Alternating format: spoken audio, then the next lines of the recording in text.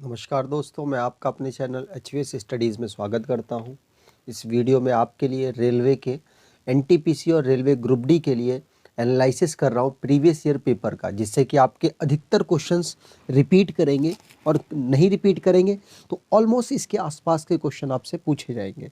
अगर आप इस चैनल पर पहली बार आए हो तो आपसे अनुरोध है, चैनल को सब्सक्राइब कर लीजिएगा। वीडियो अच्छी लगे तो वीडियो लाइक करके ज़रूर जाइएगा। चलिए स्टार्ट करते हैं।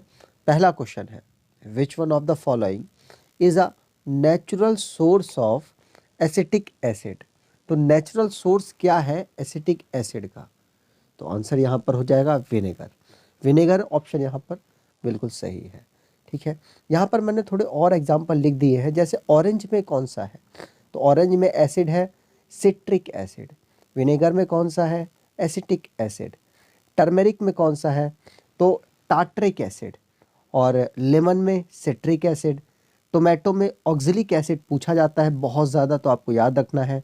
आंट स्ट्रिंग में, मतलब मधुमक्खी की जो स्ट्रिंग होती है या मक्खियों की जो स्ट्रिंग होती है, उसमें कौन सा एसिड होता है? तो मिथेनोइक एसिड होता है।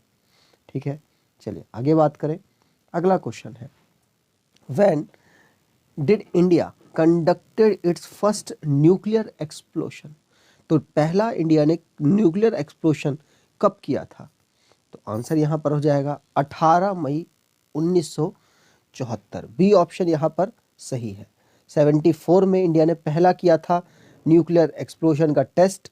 और मैं आपको बता दूं, इसका जो नाम था वो था स्माइलिंग बुद्धा।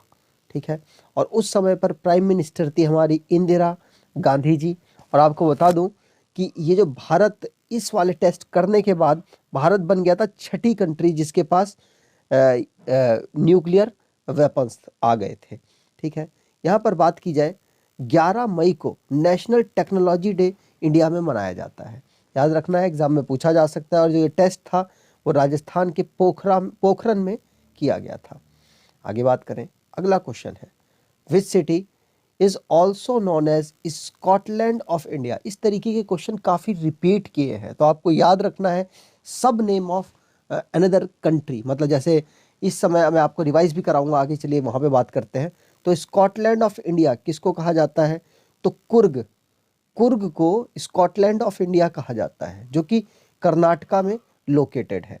यहाँ पर बात करें तो कुर्ग को स्कॉटलैंड ऑफ इंडिया कहा जाता है, और जो कि कर्नाटका में लोकेटेड है। मैं आपको बता दूं, स्कॉटलैंड ब्यूटीफुल लैंड है और भारत में कुर्ग भी करीब उसी के बराबर है, इसी हिसाब से इसको कहा जाता है। प्लस कॉफ़ी प्रोडक्शन में काफ़ी आगे है ये पूरे भारत देश में, तो आपको ये बात भी याद रखनी है। बात करें शिलोंग की, तो शिलोंग को कहा जाता है स्कॉटलैंड ऑफ ईस्ट। मतलब भारत के जो ईस्ट में पड़ता है इस शिलोंग, और ईस्ट मतलब नॉर्थ ईस्ट में पड़ता है, लेकिन मान लीजिए ईस्ट में, तो स्कॉटलैंड ऑफ ईस्ट कहा जाता है शिलोंग को। ये भी क्वेश्चन पूछा जा सकता है कि भारत का ईस्ट में स्कॉटलैंड किसको कहा जाता है? तो आंसर हो जाएगा शिलोंग। अगर आप ई बुक परचेज करना चाहते हैं स्टैटिक जीके की, और आप परेशान हैं इधर उधर देखकर, तो आप इसको परचेज कर सकते हैं, क्योंकि इसमें हमने ऑलमोस्ट सारे कवर किए हुए हैं टॉपिक्स जो आपके एग्जाम के लिए मोस्ट इंपॉर्टेंट है, और सस्ते दामों पर। अगर डिस्क्रिप्शन बॉक्स में लिंक दे रखा है, कोई प्रॉब्लम हो तो आप इस ईमेल पर मेल करके भी अपनी प्रॉब्लम को सॉर्ट आउट कर सकते हैं। मेल मैं इसे हटा देता हूं जिससे आप देख पाए। ठीक है, चलिए आगे बात करें। अगला क्वेश्चन है, which of the following national park is in Jammu Kashmir state. तो आंसर यहाँ पर हो जाएगा जम्मू कश्मीर में कौन सा नेशनल पार्क है? तो आंसर है यहाँ पे सलीम अली नेशनल पार्क। सलीम अली मतलब सी ऑप्शन यहाँ पर सही है। और पहला जो पन्ना है ये कहाँ पर है? तो ये मध्य प्रदेश में है। गिर कहाँ पर है? जो बी ऑप्शन में लिखा हुआ है ये गुजरात में है। और सरिस्का कहाँ पर है? राजस्थान में है। ये सारे आपको याद रखने हैं। करंट अफेयर वाली वीडियो मैं आपको रेगुलर ये रिवाइज कराता रहता हूँ, तो आप उसे फॉलो नहीं कर रहे हैं तो आपसे अनुरोध है आप उसे फॉलो कर लें, जिससे कि आपको बेनिफिट मिल पाए जिस तरीके से और बच्चों को मिल रहा है। वहाँ पर मैं आपको दिखेंगे सिर्फ 9 क्वेश्चन, लेकिन मैं ऑलमोस्ट वहाँ पर 50 से ज़्यादा क्वेश्चन कराता हूँ रिवीजन के साथ, तो आपको उसे ज़रूर फॉलो करना है। ठीक है, चलिए आगे बात करें। Who is the author of Panchatantra. तो पंचतंत्र के ऑथर कौन थे? तो आंसर यहाँ पर हो जाएगा विष्णु शर्मा। विष्णु शर्मा पंचतंत्र के ऑथर थे। आगे बात करते हैं, ये क्वेश्चन पूछा गया है इसलिए मैंने यहाँ पर लिया है। Which of the following was the first site where Indus valley civilisation was discovered? तो आंसर यहाँ पर हो जाएगा हड़प्पा। हड़प्पा जो साइट थी उसको सबसे पहले इंडस वैली सिविलाइजेशन में खोजा गया था। कब खोजा गया था? तो 1921 में इसको खोजा गया था पंजाब में, और 1922 में मोहनजोदड़ो खोजा गया था जो कि इस समय सिंध पाकिस्तान में लोकेटेड है। ठीक है, चलिए आगे बात करें। अगला क्वेश्चन है the full form of DRDO. DRDO की फुल फॉर्म क्या है? तो आपको बता दो, डीआरडीओ भारत की मिसाइल वगैरह टेस्ट करने वाली एक सरकारी कंपनी है और सरकारी एक प्रतिभूति है, मान लीजिए आप इसको, ये जो काम करती है सरकार के लिए, और इसकी फुल फॉर्म है defence research and development organisation. ये इसकी फुल फॉर्म है, आपको याद रखना है। बता दूं, डीआरडीओ को फॉर्म किया गया था 1950 में और इस समय पर रेड्डी साहब इनके हेड है। ठीक है, चलिए आगे बात करें। अगला क्वेश्चन है which of the following city is known as Pittsburgh of India? तो पिट्सबर्ग ऑफ इंडिया किसको कहा जाता है, किस सिटी को कहा जाता है? तो आंसर यहां पर हो जाएगा जमशेदपुर। जमशेदपुर को पिट्सबर्ग ऑफ इंडिया कहा जाता है क्योंकि स्टील के लिए फेमस है, और पिट्सबर्ग भी स्टील के लिए, स्टील की जो बिजनेस है उसके लिए फेमस है, इसलिए स्टील सिटी के रूप में पिट्सबर्ग को कहा जाता है। और भारत में स्टील सिटी जमशेदपुर को कहा जाता है, इसलिए भारत की जमशेदपुर को पिट्सबर्ग ऑफ इंडिया भी कहा जाता है। पिट्सबर्ग जो कि यूनाइटेड स्टेट ऑफ अमेरिका की एक सिटी है, ये भी बात आपको ध्यान रखनी है। बात करें अहमदाबाद की, तो अहमदाबाद को मैनचेस्टर ऑफ इंडिया कहा जाता है। और अगर आपसे पूछा जाए नॉर्थ का मैनचेस्टर किसे कहा जाता है, तो आंसर हो जाएगा भारत में नॉर्थ का मैनचेस्टर कानपुर को कहा जाता है। आपसे ये क्वेश्चन पूछा जाता है। बात करें बेंगलोर, तो बेंगलोर को सिलिकॉन वैली ऑफ इंडिया कहा जाता है। सिलिकॉन वैली कैलिफोर्निया में लोकेटेड है और ये इंफॉर्मेशन टेक्नोलॉजी इंडस्ट्री के लिए फेमस है, इसलिए भारत में आईटी सेक्टर के लिए फेमस है बेंगलुरु, इसीलिए इसको सिलिकॉन वैली कहा जाता है। आगे बात करें। अगला क्वेश्चन है the world food programme WFP is the food assistant branch of united nation, where is its headquarter? तो इसका हेडक्वार्टर कहाँ पर लोकेटेड है? तो आंसर यहाँ पर हो जाएगा रोम। रोम इटली, इटली की कैपिटल है रोम, वहाँ पर इसका हेडक्वार्टर लोकेटेड है। वैसे मैंने सारी ऑर्गेनाइजेशन के यहाँ पर आपके लिए लगा दिए हैं, आप इसको एक बार देखिए। वैसे मैं पहले बता दूं कि वर्ल्ड फूड प्रोग्राम को 1961 में डेवलप किया गया था। आप यहाँ देख लीजिए। तो ब्रुसेल्स में किन के हेडक्वार्टर्स हैं? तो नाटो, नाटो मतलब north atlantic treaty organisation. Paris में कौन कौन से हेडक्वार्टर लोकेटेड है? तो यूनेस्को, OECD और आइकोमोस, इन सब के हेडक्वार्टर्स यहाँ पर लोकेटेड है। अगर इनकी फुल फॉर्म आप जानना चाहें, united nation educational scientific and cultural organisation, UNESCO की फुल फॉर्म है। OECD का मतलब organisation for economic corporations and development. और तीसरी है international council of monument and sites, इसका भी हेडक्वार्टर पेरिस में है। आगे बात करें तो इंटरनेशनल चैम्बर ऑफ कॉमर्स, इसका भी हेडक्वार्टर पेरिस में है। रोम में मैंने आपको बता ही दिया। World food programme plus food and agriculture organisation का हेडक्वार्टर है न्यूयॉर्क में। यूएनओ मतलब United Nation Organisation, UN children fund मतलब यूनिसेफ, और यूएन पॉपुलेशन फंड और यूएन वुमेन का हेडक्वार्टर है। आगे बात करें। अगला क्वेश्चन है which Mughal emperor build the Agra fort? तो आगरा फोर्ट को किसने बनवाया था? तो आंसर यहाँ पर हो जाएगा अकबर ने।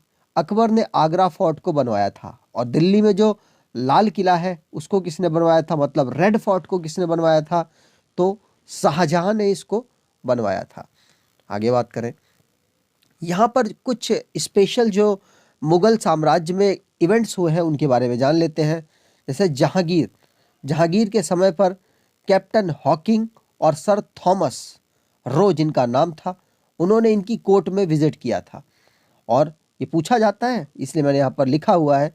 अगला है अर्जुन देव को इनके समय पर एग्जीक्यूट किया गया था, जो कि सिख के 5वें गुरु थे।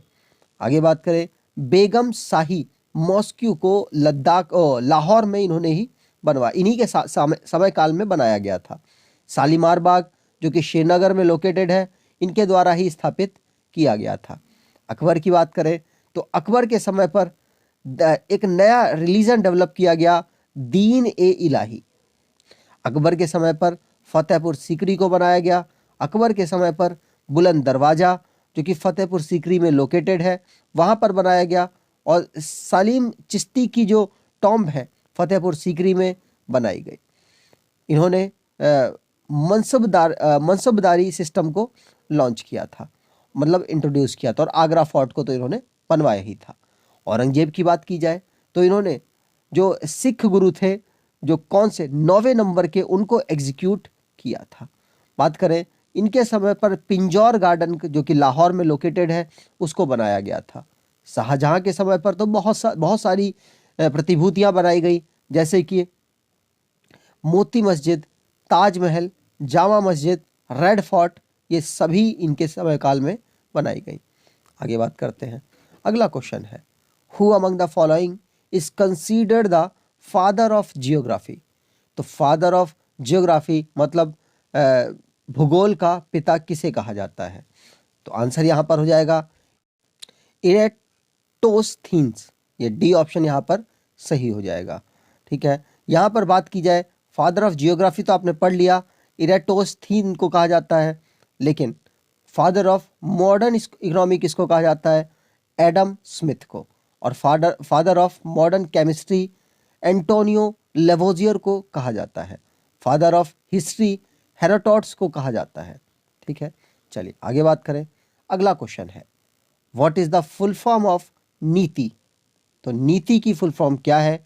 तो नीति एक थिंक टैंक है भारत का, जो कि 2015 में डेवलप किया गया था। नरेंद्र मोदी जी जो प्रधानमंत्री होते हैं, वो पदेन अध्यक्ष होते हैं, चेयरमैन की पोजीशन पर लोकेटेड होते हैं। और आपको बता दो इस समय पर अमिताभ कांत इनके CEO हैं। ठीक है, यहाँ बात की जाए इसकी फुल फॉर्म होती है national institution for transforming India. B option यहाँ पर सही है। आगे बात करें। अगला क्वेश्चन है, जब ये क्वेश्चन पूछा गया था उस समय पर जो इनके हेड थे, मतलब यूनिसेफ के हेड पूछे गए हैं, तो उस समय पर हेनरिट्टा H4 थे। लेकिन अभी हाल ही में इनकी पद में परिवर्तन आया। इन्होंने बीमारी और फैमिली की वजह से इस्तीफा दे दिया। इनकी जगह पर हेड बनाया गया कैथरीन रशल को। आप करंट अफेयर की वीडियो फॉलो कर रहे होंगे तो आप इसको आसानी से टैकल कर सकते थे। सी ऑप्शन यहाँ पर सही है। यहाँ पर बात की जाए टेड्रोस अधनॉम, जो कि बहुत ज़्यादा चर्चित रहे कोरोना वायरस की वजह से, तो WHO को ये इस समय पर हेड कर रहे हैं। गाय राइडर ILO को इस समय हेड कर रहे हैं, मतलब इंटरनेशनल लेबर ऑर्गेनाइजेशन को इस समय पर हेड है। और आगे बात की जाए रोस ग्राजियानो दा सिल्वा, जो कि फूड एंड एग्रीकल्चर ऑर्गेनाइजेशन को हेड कर रहे हैं। बात करें WHO की तो इसका हेडक्वार्टर जिनेवा में है। ILO का हेडक्वार्टर जिनेवा में है। फूड एग्रीकल्चर एंड ऑर्गेनाइजेशन का हेडक्वार्टर रोम इटली में है। यूनिसेफ की बात की जाए तो यूनिसेफ का हेडक्वार्टर न्यूयॉर्क में है। आगे बात करते हैं। अगला क्वेश्चन है, hertz is the SI unit of. तो हर्ट्ज SI यूनिट है फ्रीक्वेंसी की। फ्रीक्वेंसी की SI यूनिट है, पूछी जाती है, आपको याद रखना है।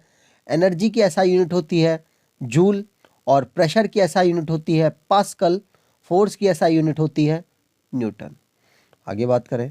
अगला क्वेश्चन है, which of the following ions are responsible for hardness of water. Hardness of water के लिए कौन से आयन रेस्पॉन्सिबल है? तो आंसर यहां पर हो जाएगा कैल्शियम और मैग्नीशियम। कैल्शियम और मैग्नीशियम आयन वाटर के हार्डनेस के लिए इंपॉर्टेंट है, रेस्पॉन्सिबल है। ठीक है, तो D ऑप्शन यहाँ पर सही हो जाएगा। अगर आपको वीडियो अच्छी लगी है, इंफॉर्मेटिव वीडियो लगी है, तो आपसे अनुरोध है वीडियो को लाइक कर दीजिएगा, चैनल को सब्सक्राइब कर लीजिएगा। अगर आप कुछ आपके मित्र अगर तैयारी कर रहे हो तो आप उन्हें वीडियो को शेयर भी कर दीजिएगा। धन्यवाद।